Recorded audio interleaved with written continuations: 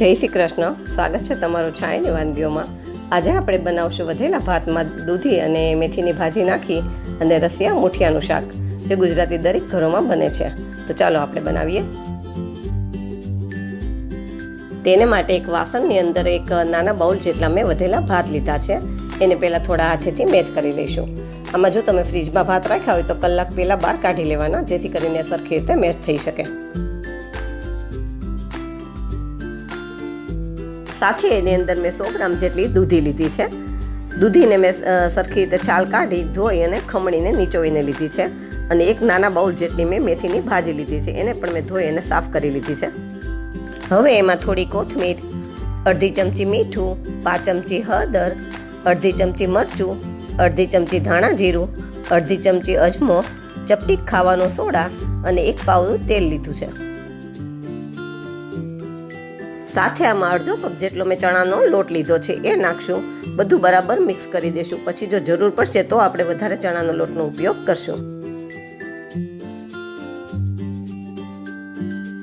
જો તમને મારી વાનગીઓ પસંદ આવે તો મારા વિડીયોને લાઈક કરજો, શેર કરજો અને મારી ચેનલને સબસ્ક્રાઈબ કરજો.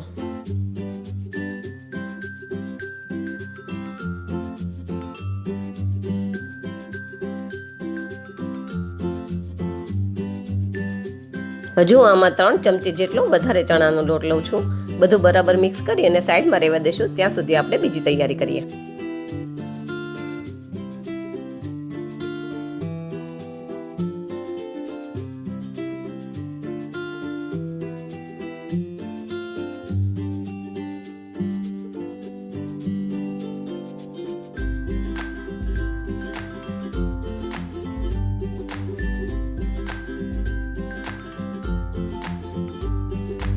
હવે એક ખાયણીની અંદર 7-8 કળી લસણ, 1 ઇંચ જેટલો આદુનો કટકો, 2 લીલા મરચાંના કટકા નાખી દેશું અને એને થોડા ખાંડી લેશું.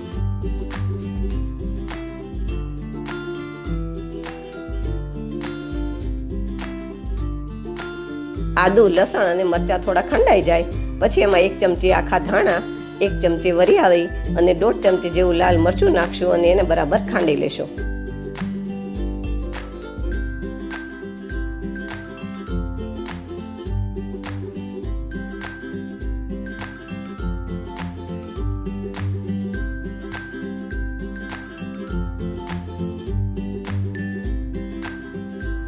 હવે આપણા મસાલા બરાબર ખંડાઈ ગયા છે, તો આપણે વઘાર કરીએ. હવે વઘાર માટે એક પેનમાં મેં 1.5 પાવડું તેલ લીધું છે. તેલ ગરમ થાય એટલે એમાં અડધી ચમચી રાઈ અને અડધી ચમચી જીરું નાખી અને બંનેને થોડા ફૂટવા દેશું.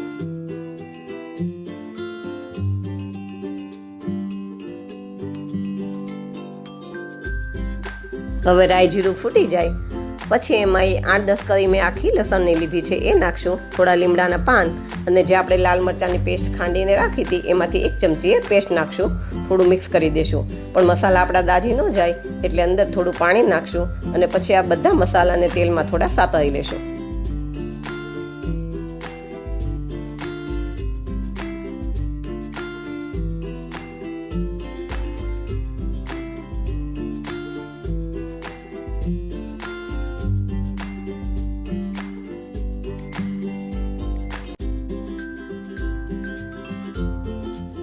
હવે એમાં અડધી ચમચી મીઠું, અડધી ચમચી હળદર, અડધી ચમચી ધાણા જીરું અને મેં જે દૂધીનું નીચોવીને પાણી રાખ્યું હતું એ નાખી દઈશું અને થોડું મિક્સ કરી દઈશું.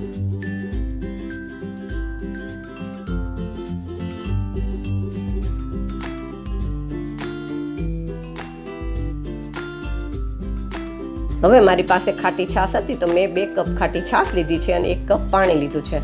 તમારે જો દહીં લેવાનું હોય તો 1 કપ ફેટેલું દહીં અને 2 કપ પાણી લેવાનું. હવે આ બધાને બરાબર મિક્સ કરી દેશું અને એક ઉભરો આવવા દેશું.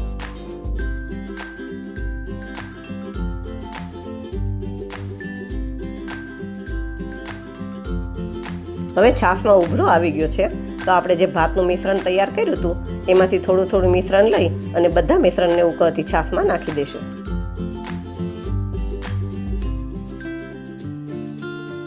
બધાના ઘરમાં ભાત તો થોડા ઘણા વધતા જ હોય છે, તો તમે એકવાર આવી રીતે ભાતના રસિયા મૂઠિયા બનાવીને ખાઈ જોજો. તમારે રોટલી, ભાખરી કે બીજા એકેય શાકની પણ જરૂર નહીં પડે અને બહુ સ્વાદિષ્ટ લાગે છે.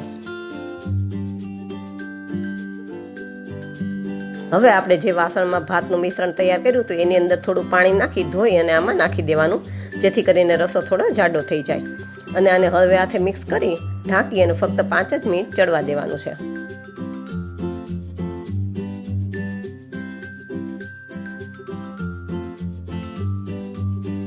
હવે 5 મિનિટ પછી તમે જુઓ આપણું શાક એકદમ સરસ તૈયાર થઈ ગયું છે. મુઠિયા પણ એકદમ સોફ્ટ બન્યા છે. તો આ ગેસ બંધ કરી અને આપણે શાકને સર્વ કરી દઈએ.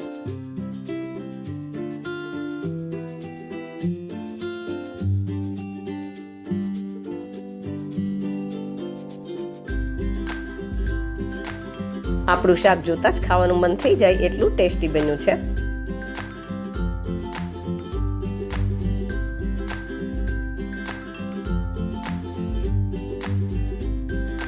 તો તૈયાર છે આપણું વધેલા ભાતમાંથી રસિયા મુઠિયાનું શાક.